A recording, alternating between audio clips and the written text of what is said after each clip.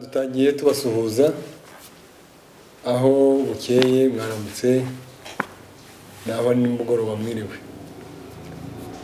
Aha nkuko twababwiye nakagaruka ni kuri Kivu News aho dukora isesengura tureba imiyoborere ya hano iwacu muri Kongo, tureba uko bihagaze.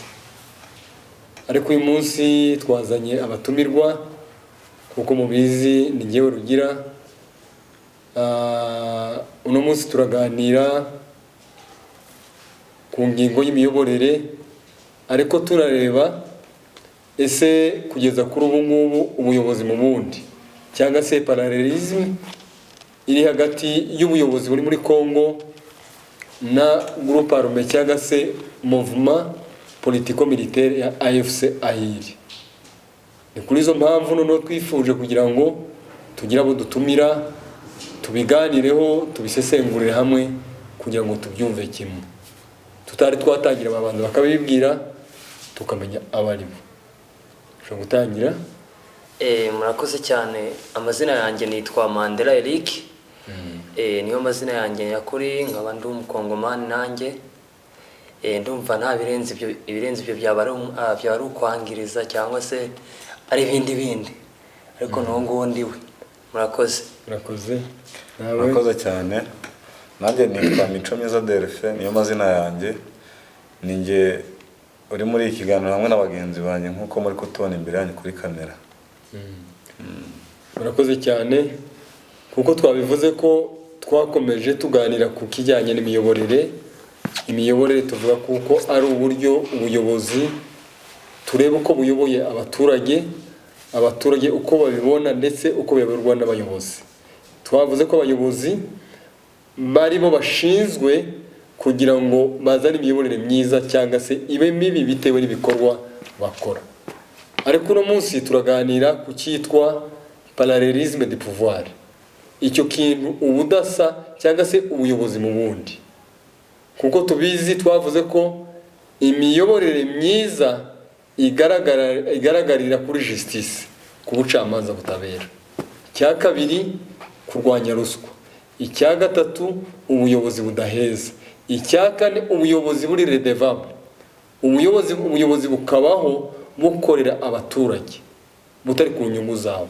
Ubuyobozi bwumva icyo abaturage bavuga kuruta kumva icyo bashaka.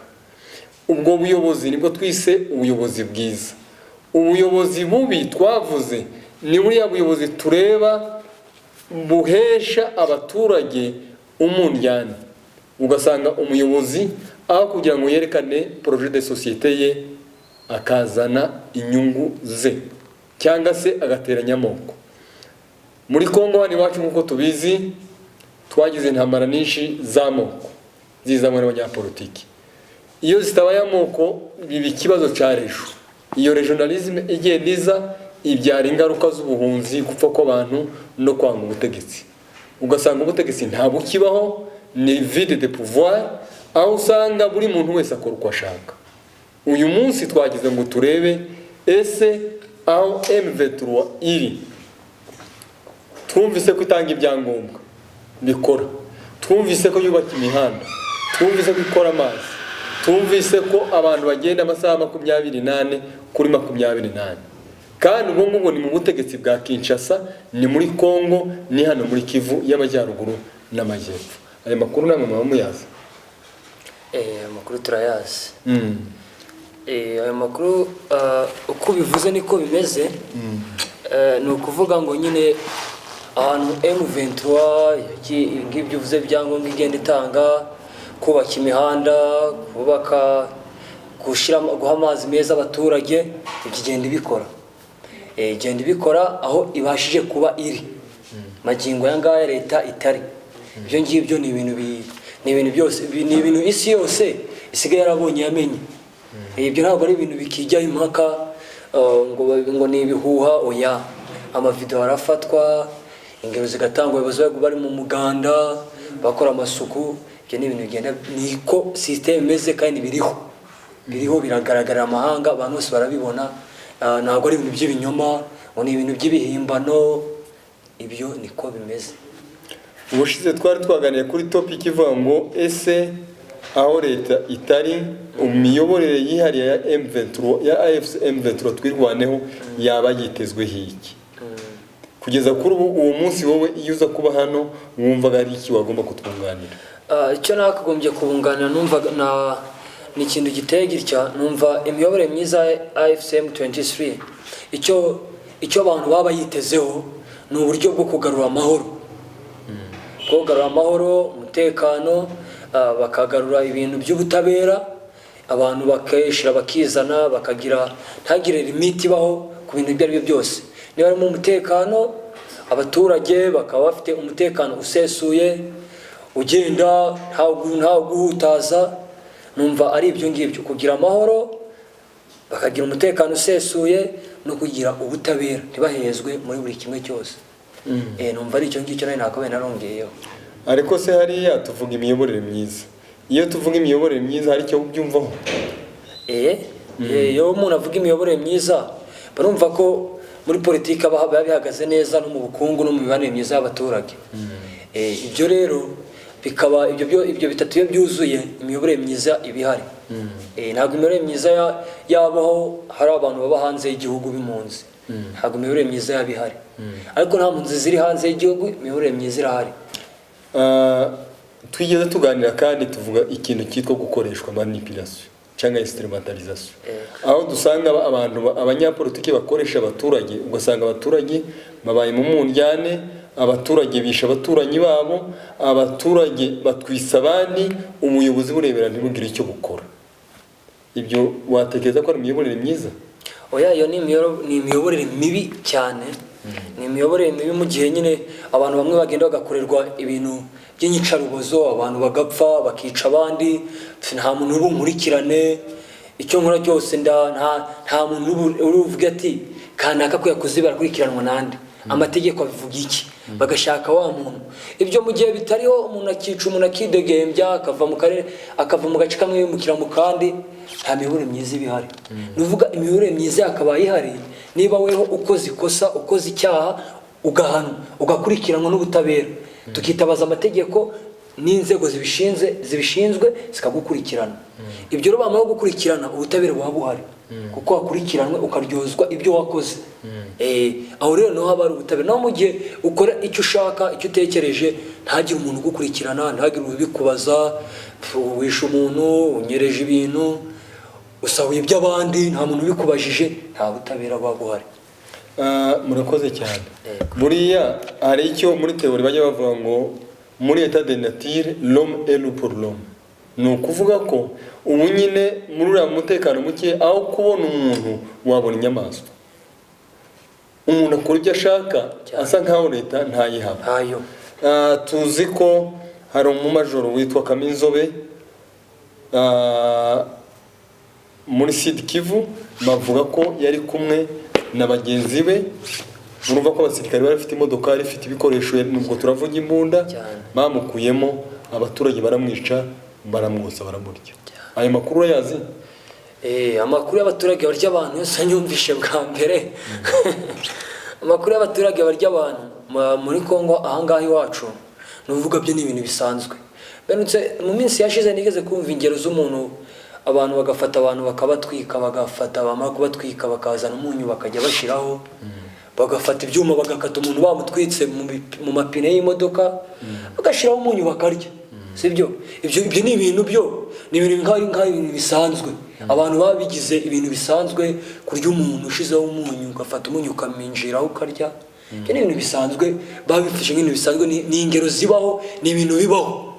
Ni ibintu bibaho. Ndakeka n'umuntu waba utabizi, yaba umuntu udashakisha amakuru cyangwa arebe ku mbuga nkoranyambaga, ibyo bintu bigenda bisirikira hirya no hino hose. Abantu barya abandi aho iwacu muri Kongo ni ibintu biteye.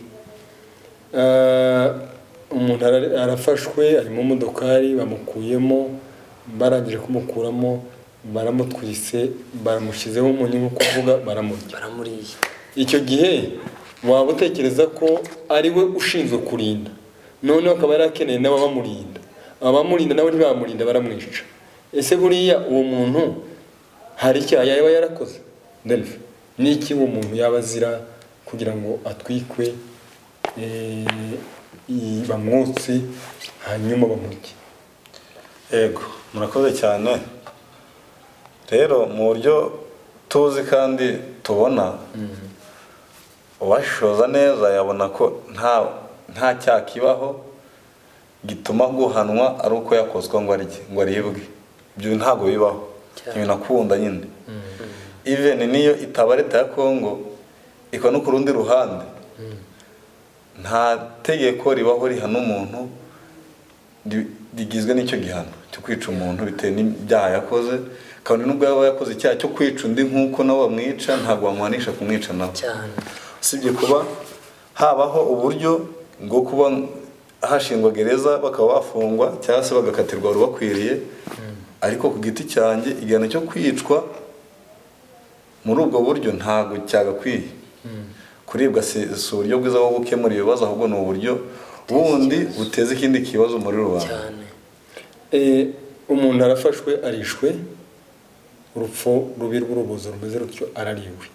Mwaba mutekereza se ko wa muntu yamuwe agaciro muri bwa buryo bwa manipulation tujya tuvuga, bakavuga ko umuntu tufate mu rugero mu gihugu cy'abaturanyi cy'u Rwanda, bavuga ko inkotanyi ari abantu bafite imirizo, bafite amatwi, ari abantu babi, nuko umuntu akamwica mwita inyamaswa, akavuga ati niyo nyamaswa ari ntayica irantanye nice, bigatuma wa muntu yishwa bimeze bityo. Ese Kamizo buriya bashaka kumwisha uko urwo rupfu bamwishe batekereza ko ashobora kubica, cyangwa se nuko bamwamuye umuntu bakamwambika ubunyamaswa? Ni ukuvuga ngo ubundi yambuwe ubumuntu. Nuvuga kwamburwa umuntu icyo kintu cya mbere bakoze, bamwambura ubumuntu uwo ari we, bamugira inyamaswa. Urumva ako bamubanje kumwaka ubumuntu bwiwe. Rero nta kosa yakoze, nk'uko mugenzi ngera yabivuze, nta kosa rikorwa n'ibihugu bigifite imyanzuro, ari nk'ibihugu biba bigifite imyanzuro yo gukatira abantu igifungo cya burundu, ariko ntabwo nabona igihugu gishiraho umwanzuro uvuga ati umuntu turagomba kumutwika tukamwotsa tukamurya nk'igihano. Aho ngaho ndakeka ntaho biraba. Ukumva rero umuntu bamwambuye ubumuntu, bamwambika isura y'ubunyamaswa, bamwitura kumurya. Bamwita kiburiya, bavuga bamwitaga inyamaswa. Kuko bari baramututsikeye igitutsi. Iyo nkotanyi bavuga yari ifite amatwi, yari ifite umurizo, batekerezaga ko ica mu muyaga amasaha yose ishobora kugira icyo yabakora. Uwo muntu we yari yarambitswe iki kugira ngo ubwo bunyamaswa ni inyamaswa y'imeze ite, kugira ngo bamubone bahite bamufata bamwotse bamurye? Inyamaswa yambitswe, isura yambitswe, ishusho bamwambitse, icyambere kugira ngo babanze bamurye cyangwa bakora ibyo bintu byose, cyangwa bakimara kumwaka uwo ari we, bagomba kumushyiraho ibintu bimwanduza. Bakavuga ati nk'uko wari uduhaye urugero kuri ku baturanyi bacu, bavuga ati bara ni abantu ngo ni imirizo, ni ibiki ibintu byose bituma abaturage babene igihugu bamubona mu shusho mbi.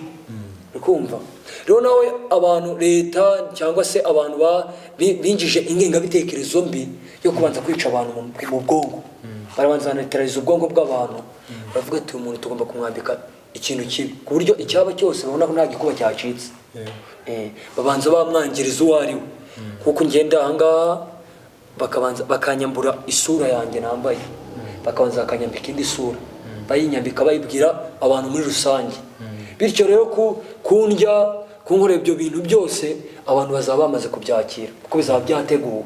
Rero ibyo bintu bateguye byo kwambika umuntu isura itariye, bakamwambura ubumuntu, barayitegura, barangije ibyavuyemo nawe mwarabibonye. Baramuriye baramwotsa. Ni wowe wenyine se? Si wowe wenyine, ni benshi. Ntekereza ko icyo gikorwa twavugaga ni icya manipulation, ukunda abaturage, abanyapolitiki bambura abaturage uburenganzira bwabo, bakabamanipulatinga, ugasanga umuturage yambuwe agaciro akicwa nk'inyamaswa. Iyo ni imiyoborere mibi. Ariko nanjye nsanga ufite inyunganizi kuri ako kantu, kuri icyo kijyanye n'uko abantu baribwa. Mbere na mbere wenda reka tujye mu mpande zose, n'abizera Bibiliya abantu ntabwo ari inyamaswa. iremwa ribaho ngo habayeho igihe barema inyamaswa barema n'umuntu kugira ngo umuntu abe umuyobozi wabyo. Byange bikunde iyo muri strategy ibaho yo kugira ngo bambure umuntu umuntu babanza kwigisha abaturage ko umuntu atari umuntu. Ubwo ajya kuribwa hari uburyo babigenda bamubwira ngo bavuge ngo uyu muntu afite ubwoko bw'inyamaswa ari bwo, kugira ngo aribwe bakuyemo abantu ko ari umuntu, kugira ngo abantu batamenya ko ari kurya umuntu ahubwo ari kurya inyamaswa. Turamutse turabajya inama tukaramuka turi abantu babwira government uburyo bahana butari bwo kurya abantu, twababwira ngo mushinge gereza nyinshi kugira ngo abantu bakoze ibyaha bajye muri gereza. Ariko siko bimeze, ahubwo bakoresha uburyo bwabo bagomba kubuza abantu ubuzima bwabo bakoresheje kurya abantu. Urakoze cyane. Iyo abantu umuntu agendera ku bwene gihugu afite ariyo citoyenneté kuruta identité y'umuntu. Iyo bajya kwangisha umuntu abaturage bamwita ikintu cyane, sibyo? Waba utekereza ko uriya muntu wishwe yazizikiye cyane kuko umunyapolitiki amwambika ikintu, sibyo? Mu biganiro byahise twavuze conflit entre Kasayi Katange. Kasayi Katange bafashe abanyagasayi bose babatamu ku muhanda bakajya bava ngo bazabacisha kuri rayi babasiza amavuta kunda ngo bagire wabigasayi. Abo bantu barapfuye, sibyo? Mu gihugu cy'abaturage cy'u Rwanda hari genocide y'abatutsi yabaye babambuye ubwene umuntu. Muri Kongo naho bavuga kuko harimo ikibazo cy'amoko, ayo moko bavuga ko abatutsi bariyo n'abandi bavuga ikinyarwanda kumwihariko nabo ngo ari abantu bateje ikibazo. Ayo makuru urayafite se? Yego ndafite cyane. Burya bijya kuba akenshi bijya bigira ibyabisasiye. Yego byange bikunde urwo rurimi tuzira naho bavuga ko rukomoka habandi kubikorwa nk'icyo n'ubundi bakora, ahubwo basa nkaho batera intambwe mu yabakoze n'ubundi ibyo ngibyo bakoze uko nabo nibyo bakora. Bishatse kuvuga iki? Bwabo umuntu batwambuye nibwo bakuye ku banyarwanda, uko n'abanyarwanda bajya kubicara bavuga ngo zira ni inyenzi ni inyamaswa ngo zigira, babitaga amazina atandukanye. Just ubwo muri make ntago bagawe cyangwa se ntago babonye umugayo ababikoreye mu gihugu cy'u Rwanda bagize, ahubwo bunze mu ryabo. Kugeza isa turumva ngo hari n'abaturutse mu Rwanda n'undi bagiye nta wamenya, wenda ni nabo iyo strategy nibo bayibigishije. Muri make bishatse kuvuga ngo ubwo muntu tuzira ubwo muntu badukuraho turamutse turebye tugashishoza neza tuva amaraso, sibyo ra? Ariko ntabwo tukaduhinganyije n'ikintu gifite umurizo kandi dufite abo duhuje n'abakongomani ubwabo batwica turasa turi bamwe.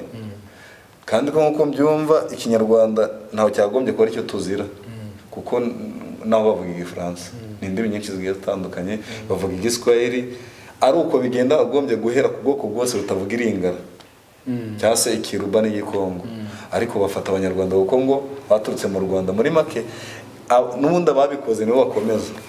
Urakoze cyane. Twavuze icyitwa identité citoyenneté. Iyo tuvuze identité ni uko umuntu asa uko agaragara inyuma n'imirimo akora, bavuga ati bariya ni aborozi b'inka barasa na ba runaka, ni barebare barasa na ba runaka, ni bagufi. Ariko mwaba mwemera kuko intambara iri hariya ibishaka abatutsi cyangwa irashaka abavuga ikinyarwanda muri rusange? Ku giti cyanjye uko naba mbyumva numva ko atari abavuga ikinyarwanda muri rusange, numva ko ari abatutsi. Kubera ko mu bavuga ikinyarwanda n'abo twita interahamwe bavuye mu Rwanda bahunze kandi nta rundi rurimi bazi. Njye kugeza kuri isanzi ko n'interahamwe zivuga ikinyarwanda. Byibuze iyo baza guhera ku bavuga ikinyarwanda bari guhera uruhande bakumurura n'aba FDLR, kuko iyo M23 ijya gufata umu FDLR nka Gakwerere avuga ikinyarwanda, iyo biza ko ari ikinyarwanda babazizaga kwera bayatanzwe kera uko yabaga muri leta. Yego. Giti cyanjye rero numva ko batagendera ku bwoko, batagendera ku rurimi ahubwo bagendera ku bwoko. Yego. Okay. Abakurikira Kivu News dukomeje tukora isesengura tureba uburyo bw'imiyoborere. Twavugaga imiyoborere mibi irishanisha abaturage, ituma abaturage basubiranamo bakoresheje ubwoko. Abaturage bagasubiranamo ubwabo leta ibatije imbaraga. Waba utekereza ko ingingo imwe yo mu miyoborere myiza iyo abaturage leta ibatiza imbaraga ngo basubiranemo bicane na leta igiremo uruhare inarebera? Ese ntiyaba ari ya mpamvu twavuze ngo leta ya Kongo ya Kinshasa ntayigihari? nawe wabyemera ko nta leta igihari? leta ntayo. Impamvu njye nemera ko leta ntayihari ni uvuga ngo leta ubwayo abagize leta ubwabo ni abantu bareba ku nyungu zabo bwite. Ni uvuga ngo umuntu akereya ikibazo ariko harimo profit aza kugetingamo, aza gukuramo. Rero leta kandi ni uvuga leta mu gihe yubatse muri uwo muryo wa buri muntu ugomba, niba ngiye mfite imbaraga runaka, ubushobozi runaka, ngomba guteza ikibazo nkagira ibyo nza gushikiramo mu kibazo nateje. Ni uvuga ahantu se ngateza umwiryanye kandi ndi muri leta, nta leta ibihari. Leta nzima ni ya leta ishobora kuba iriho ikora n'abaturage, ikemura ibibazo by'abaturage, idakurishira mu bifu byabo. Ariko mu gihe leta ihari ubu ngubu buri muntu ashaka kwikoreramo yijyanira utwe, kuko nta kiza afite cyuko ari wamara iminsi ngahe irenze 2 n'umuntu agakuramo ashira mu gifu kiwe nta leta ihari. Rero akaruma mu leta ihari nicyo gituma imanguru paruma adashira. Yashira te nuvuga ntago imitwe yashira gute se? Kandi ngewe ndi umuyobozi muri leta iriho, ngewe mfite ubushobozi, mfite amafaranga kuba nashaka abantu kijana nka 300 mobiliza bakumva igitekerezo cyanjye ngabaha intwaro. Okay, mujye kurwana hariya muhafate muhakontrole mukuremo namwe utwanye nanjye turi mutumbe. Nawe ugakora ibyo uko nguko n'undi agakora uko nguko, imitwe yashira gute? Murakoze cyane. Ndatekereza ko tuzongera tukabatumira tukaganira ku kintu tuvuga ngo ese kubera iki imitwe yitwaje gisirikare yiyongera muri Kivu. Ariko muri hangana mbere yuko tuva ngaho hari akantu gasa nk'ari gatoya ntemeranya na Mandela, ariko ntabwo gatandukira cyane. Burya igihugu icyo ari cyo cyose gifite perezida kandi gifite leta, ahubwo tuba tugomba gutandukanya leta nziza na leta mbi. Kugeza ubu kuri iyi saha perezida Tshisekedi Chilombo ni perezida wa Kongo, ariko ni perezida mubi. Bikoraho ko rero kuba ari perezida mubi bitavuze ko afite leta. Leta nziza ni ishikiriza ubuyobozi abaturage bakaganira bagahuza bakagira vision bapanga bo nk'abaperezida n'abaturage b'igihugu. Ahubwo ikintu nasa nkaho nunganira n'umugenzi wanjye nuko leta ihari ariko ikaba ari leta mbi ikurura yishira itageza ibintu ku baturage nk'uko babyifuza. Noneho nkuko tubivuze twavuze ngo leta mbi mauvaise gouvernance, sibyo? Nitagira ubutabera justice, nitabasha gukontorora corruption, igihugu kagwiramo ruswa, ni igihugu kitagiraho redevabilité, abaturage babaho batagira abayobozi batagira icyo babazwa. Ni leta yayindi iryanisha abaturage, sibyo?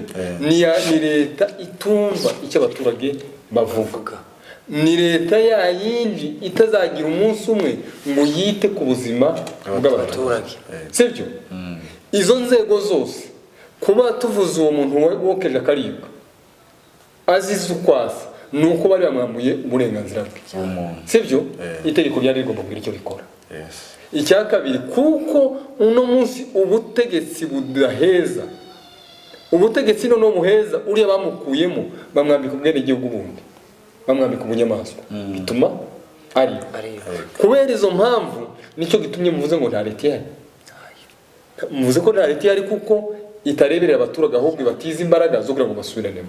Yakabaye ihari, naguciye mu jambo, yakabaye ihari.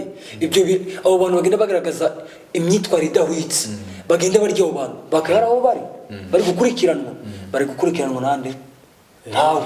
Bari hariya bari kwitemberera mu gihugu basirikira. Abo muntu yarariwe, abantu bararibwa buri munsi babotse bashiraho umunyu barya, nta muntu uri kubakurikirana. Leta iri hehe? Niyo mpamvu usaba ko ubutabera bwakagombye gukora cyane totari.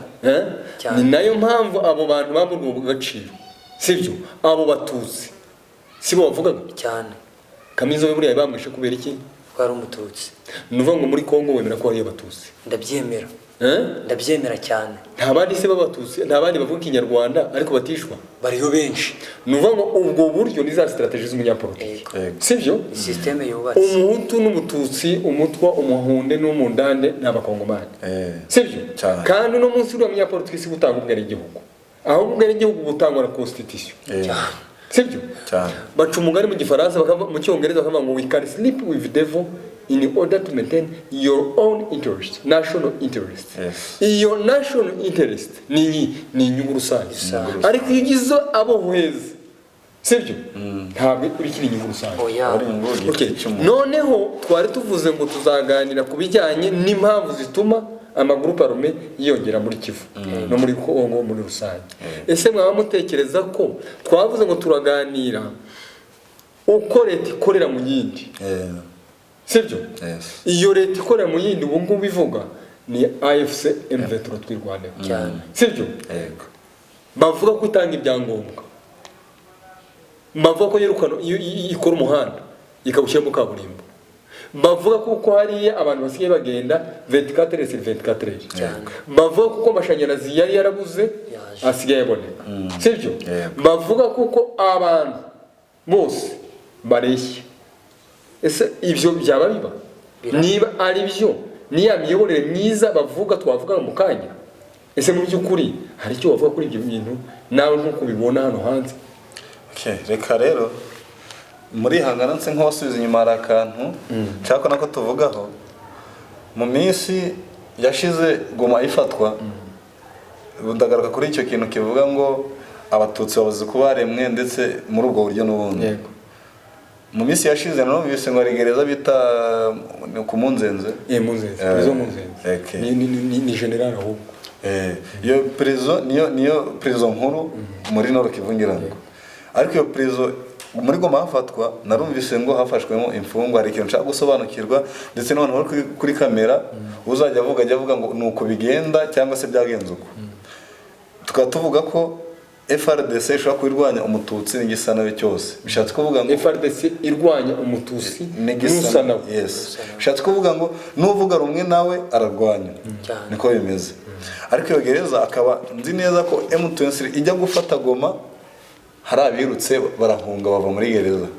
kandi mfite ikibazo kivuga ngo koko twari mu ntambara, ese ko iyo gereza yafungirirwamo abatutsi gusa n'abavuga rumwe nabo cyane n'undi n'abaturage bisanzwe bakoraga ibyaha babaga barimo?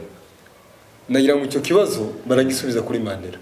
twavuze ngo ubutabera nibwo buranga imiyoborere myiza. ya miyoborere myiza ifite ubutabera, abagize ibyaha barafunga, sibyo? none narakubajije mwese ko twumvise ko hari gereza, iyo gereza ntiyafungwaga abanyabyaha? ibyo byaha si bya bindi byitwa guhana. ese buriya iyo miyoborere yari mibi mu gihe ifite polisi ifunga? urakoze. ikibazo ni ikibazo cyiza, ni ikibazo cyiza umbajije, ariko ngewe uko mbyumva hari ibintu bajya bavuga mu kinyarwanda, sinzi na uburyo bavuga ngo ni amarenza amasa, sinzi na byumvikana. nyine gukora ikintu ariko uri kurenzaho, ukanyereka nk'uku umeze uku, ariko ari ikintu nkinze hariya hirya. ni ukuvuga kuba iriya gereza ntiyafungirwagamo abatutsi gusa cyangwa se avuga ikinyarwanda gusa, oya, n'abandi bose bafungirwagamo, ukumva. ariko hari ubuzima abantu babamo muri gereza, hari n'abantu ukora nk'icyaha cyangwa se umuntu akakwambika nk'isura ukisanga muri gereza utagombye kuba uhari. wajyayo wajya kurega ugasanga uri kurega n'uri kuregera, sizo kana mukumva neza. ngiye kurega wewe, ngiye kurega kuri rugira ndasanga ndi kuregera nde rugira. nyine nkarega umuntu ngasanga ndi kurega nde rugira ute ndi kuregera. rero abatutsi b'abanyekongo bavuga, abatutsi bo muri Kongo cyangwa se abantu bavuga ururimi rw'ikinyarwanda muri Kongo bafungurwa muri ziriya gereza, nta kivugira, nta kirengera, kuko leta ihari nyine irabashiramo. ariko ni ukuvuga ngo reka ibabike muri ahirya, ukumva, ibashire hariya hirya. none nta ufungurwa ngo yakurikiranwe ngo mwumva se umuntu waguranye ngo agatsinda gataha ari muri gereza n'umututsi cyangwa se avuga ikinyarwanda, asohoka gute? asozwe nande? atanga amafaranga. utapfuye atanga amafaranga. niba ugize amahirwe ukabona ufite kagasambu uragurisha, niba ufite agatungo uragurisha kugira urengere ubuzima bwawe, nanjye nutabikora ntugurisha agasambu nta mwinanyi uzakuvugira ngo uzasohoka. Afite izo mbaraga, ari muye leta nta bushobozi afite. Rero hariya barimo abantu bose baba bafungiwemo, ariko abatutsi bari barimo cyangwa se abavuga ururimi rw'ikinyarwanda baba barimo nta kivugira. Abenshi noneho iyo ugize n'amahirwe ukabona uburyo ugurisha n'agatungo kawe ugasohokamo ni amahirwe, ahubwo aba ari igitishwa barimo tutazi irengero ryaho, tuzi ngo baracyafunzwe n'abantu bapfuye kera. Nagira ngo icyo yashaka kuvuga ni ya miyoborere mibi, nubwo umuntu bavuga mu muringara ne izakope babeteye ne azana na kati tosari kope. Uyu muntu twamushyizemo ni kope. Uyu muntu bishaka kuvuga kuko kumushyiramo ni uburyo bumwe bwa ruswa. Tumushyiremo ntabwo abatutsi ari bari muri prezo bonyine, sibyo, n'abandi bakongomani benshi bari, ariko bamushyiramo ashobora kurengana. Waho nurenganye bamufunze kugira ngo bahereze iki ruswa wa muganga. Ubwo ni ubwoko bw'imiyoborere mibi, ariko bwa bwoko burenganye, sibyo, butuma abantu bakora iki bishakamo imbaraga. Abanyamurenge baremye umutwe bagwita twirwana. Abanyamasisi bavuga kuko bashizeho icyo bita M23. Bose bibumbiye hehe ubu nyine bashize muri AFC. M23 twirwana. Sibyo? Bavuga kuko bagomba kwirwana bakabaho. Sibyo? Bari abantu bavuga ko barwanira kubaho, bakavuga ko barwanya imiyoborere mibi. Ubu ngubu bakaba barafashe Goma, bagafata Bukavu, ubu bakaba bari hehe bagiye gufata bari hafi ya Uvira. Hafi yayo hariya bari Katogota n'imbere simbizi neza. Ese mu by'ukuri kiriya kintu baravuga ngo aho bari ni leta mu yindi, sinzi ko mu byumva ni leta ikorera mu yindi leta cyane. Bari abantu kuba barahagurutse bakarwana bavuga ko birwanaho, abandi bishyuza amasezerano basezeranye na leta, baragize amezi menshi Kinshasa basangira na Tshisekedi. Ese mwebwe ubwanyu uvuze ngo ni leta mu yindi yaba yibeshye? Ntabwo yaba yibeshye. Uvuze ni leta mu yindi ntabwo waba wibeshye, kuko hari ibigaragara nk'uko wari ubishyize kuri list ubivuga. Nuvuga leta igirwa n'ibikorwa. Leta iba itagira ibikorwa ntibaho. Bivuze iki rero? Nuvuga niba leta ya Kinshasa ya Gisegeti, hari iyo za Kinshasa no mu zindi nkengero z'umujyi, hari leta ishiraho ibikorwa remezo. Icyo ni kimwe. Leta ya Kinshasa mvuga. AFC M23 ahantu yafashe yubaka iki nayo ishiraho ibikorwa remezo, igashiraho administration yabo, ubuyobozi bwayo igashiraho ubuyobozi. Kinshasa nayo igashiraho iki ubundi buyobozi. Uravuga guverineri buriya? Hara guverineri. Nibwo bavuga ubuyobozi? Oya, ubuyobozi kuko M23 hari iri yubaka ubuyobozi hereye hasi kugeza hejuru. Niba ifasha agace ahantu iri kuri Nyumba 10 etape. Ubwo bashiraho ubuyobozi bwuzuye kandi bigizwemo uruhare n'abaturage bari aho ngaho. Uravuga ubuyobozi bukajyaho abaturage bigizemo uruhare. Mushiraho guverineri, bagashiraho vice guverineri, bagashiraho meya, bagashiraho polisi, abasirikare bakarinda umujyi. Igisigaye ntari ibindi bongeraho. Ibindi baragenda kubaka imihanda. Uravuga wa muhanda ufata Masake uja Masisi ku zone ibirometero ngo 54. Yego nubisha ibirometero ujya Masisi ku zone. Wabonye ka video unubishe umaze kugera hepfo Rubaye. Hepfo Rubaye ntabwo wacera bihambwe. Bihambwe mu mbabarire umaze kugera bihambwe, sibyo? Umuhanda bubaka kaburemba. Ibyo ni bikorwa remezo. Amazi bazamura amazi bagabana abaturuka amazi. Amafaranga yabava he? Nuvuga amafaranga abantu nuvuga abantu bashize hamwe bafite ubumwe, ntabwo amafaranga abura. Nishakamo ibisubizo mwahuje imbaraga. Kana ahantu M23 igomba kuhakora ikanabyaza umusaruro, ariko mu nyungu ziki z'abaturage. Amafaranga ntiyabura rero. Abadukurikira hano turimo turareba mwese leta iri mu yindi, leta mu yindi, iyo ni parallelisme tureba. Ubutegetsi bwa Kinshasa buhari, hakaba hari ubundi butegetsi bwa AFC M23 twirwaneho, butanga ibyangombwa bikora amarise pase n'ibindi bikorwa izindi mpapuro za leta ikubaka imihanda igashyiraho amashanyarazi. Wari uzi ko muri Goma amashanyarazi ngo ntayabagaho? Ntayo. Ariko se amashanyarazi abari muri Kongo siyo yakiriza ibindi bihugu duturanye ngo ariko ntayahabaga. Waba uzi ko nawe batanga amashanyarazi yaka 24/24? Okay, rero nje hari ukuntu nzansa aruhan ntazambogamira nko ko ari urwo rimwe na rimwe nsa nk'ushima kuko rumeze nk'ari rwo founder cyangwa se ari rwo nibwo rwazanye ibikorwa remezo, sibyo? Nibyo ubu ndumva ngo amashanyarazi aba 24/24 niko ngo binameze koko, naka turabibona cyane.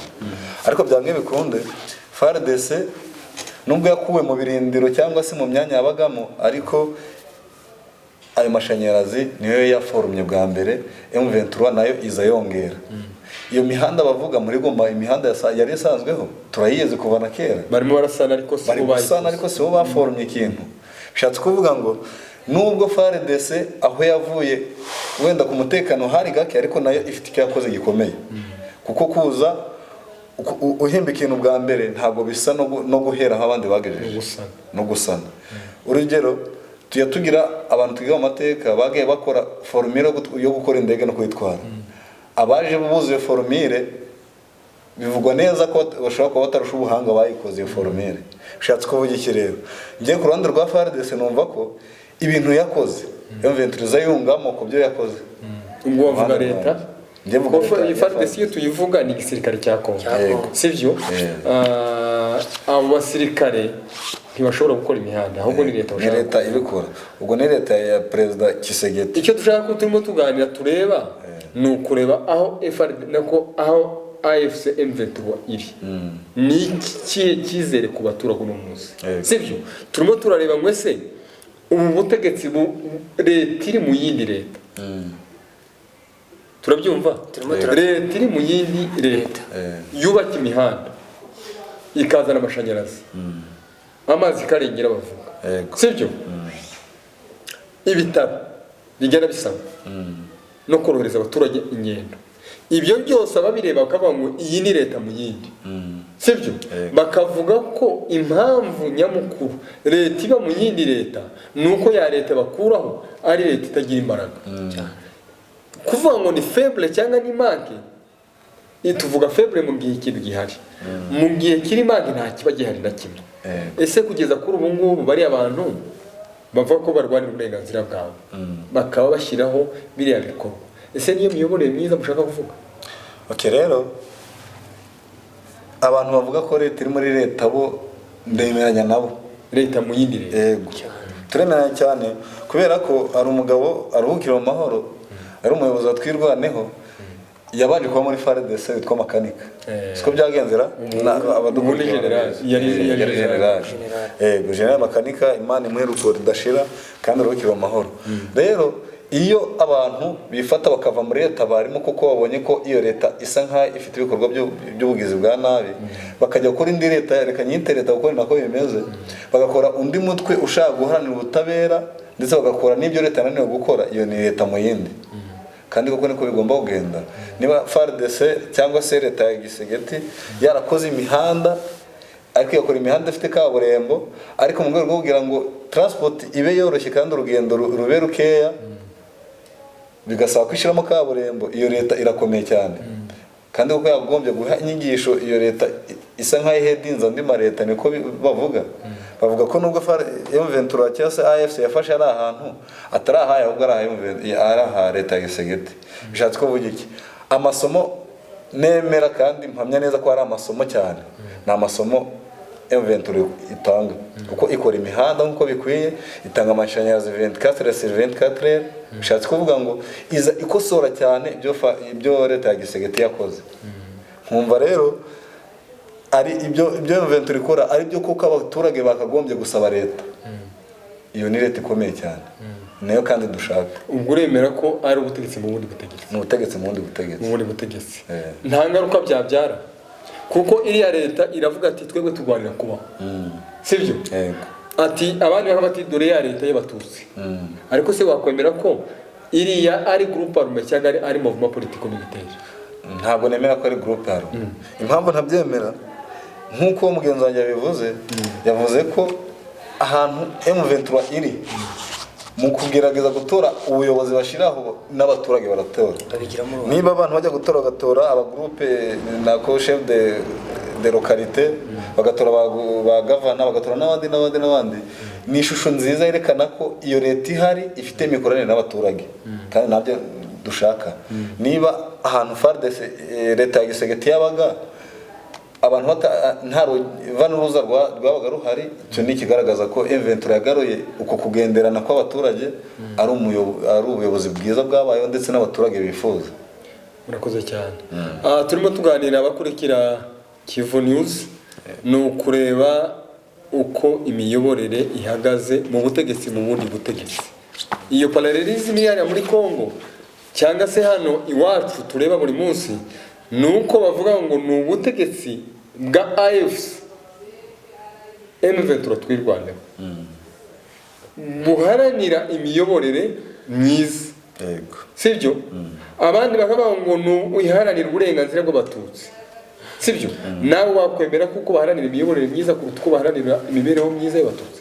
Oya, kanse nk'ubanza mugenzi wanjye araza gutera mu akonenga mu mitugu cyangwa se navuga ibyo wenda sinzi ko bivugamo. Gusa AFC twirwanaho mu M23 amaso araduha. Ibyo tubona bitwereka ishusho M23 ishaka cyangwa se ishakira kuri Kongo. Urugero rwiza kugeza ubu ngubu niba umuturage ataravugaga ngo bite inshuti yanjye ari muri Goma kubera ko avuga ururimi rw'ikinyarwanda, kugeza ubu umuntu akaba ashobora kuvuga mu Giswahili akavuga mu Lingala akavuga mu Kinyarwanda, bishatse kuvuga ko M23 ahantu itarwanira uburenganzira bw'abatutsi cyangwa se itarwanira abantu bavuga ikinyarwanda gusa. Kuko niba turana n'ibiganiro byinshi bigenda bitangwa bananga bavuga Amalingala bavuga Ibiswahili bavuga n'izindi ndimi mu rwego kugira ngo abantu bose bisange. Bishatse kuvuga ko buri muturage wese kuri M23 afite uruhare mu bintu byose bikorwa ari ahantu, kuko indimi zose zirakoreshwa bitandukanye cyane n'ibyo FARDC yashakaga. Yashaka ko umuntu wese umututsi ugerageza kuvuga ururimi rw'ikinyarwanda wese atavuga urwo rurimi hari ahantu. Murakoze cyane. Ndagira ngo nk'uko tubivuga twarebaga ngo bimeze bite muri buyobozi mu bundi, aho tuvuga ngo ese buriya AFC M23 twirwaneho ni ubutegetsi igiye gushinga? Ese ubwo butegetsi buzaba bunogeye abaturage? Ese abaturage noneho bazabona umutekano n'amahoro, iriya paix sécurité tuba tuvuga?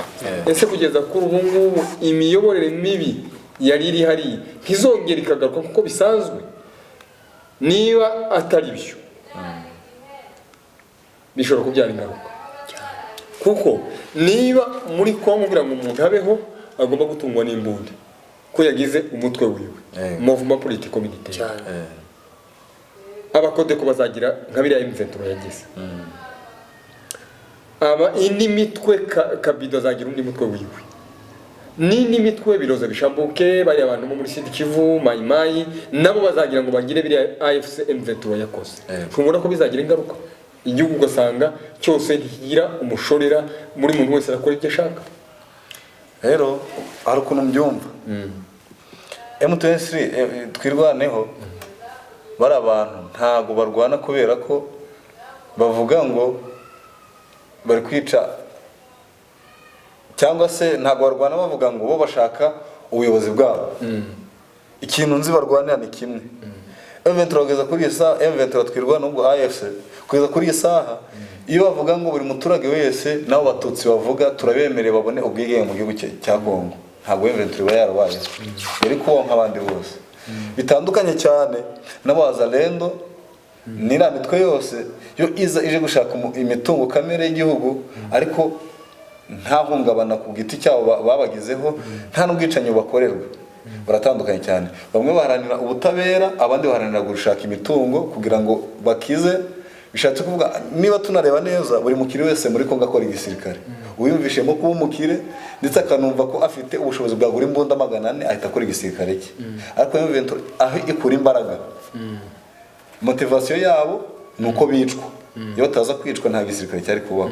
Uko byumva rero baramutse nk'uko turabyumva ibiganiro by'Idoha batubwira ko mu M23 ashaka ku byifuzo byayo ishaka imyaka 8 ariko impamvu bisa nkaho bavuga ngo bihabwa icyizere ko bishobora kubaho nuko byibuze ahantu baba bari haboneka umutekano urutaho leta ya Kongo ibiri. Iyo ni ishusho nziza ku bantu baramutse bahaye amahirwe yo kuba bayobora Kongo yagira intumbero nziza. Murakoze cyane. Ikintu kibi gishingiye ku moko abanyapolitiki bakoresheje ama strategy menshi, ngewe nigeze mfunganwa n'umunyagasayi apfira muri prison.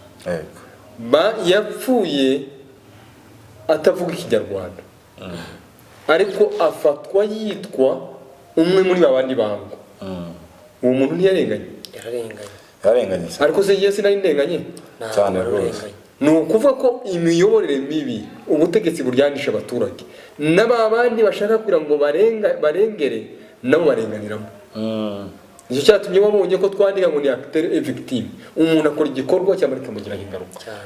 Kugeza kuri ubu ngubu kuko ndabona iminota igiye, ubwo buyobozi buri mu bundi buyobozi twavuze ko bubyara ingaruka ziye. Indi mitwe yose nayo izakora nk'ibyo AFC n'imikoro, kubera ko hari umutungo kamere, iriya resource naturelle uriyo wese bavuga ko hari ikirombe kira kinyangara bakita gute kimasisi cya Rubaya ifitemo kolta nta kiri iri Kalehe, muri Kalehe hari ikindi. Ibyo byose ni bibyara imbaraga, ibyo muri byo bibyara ibikoresho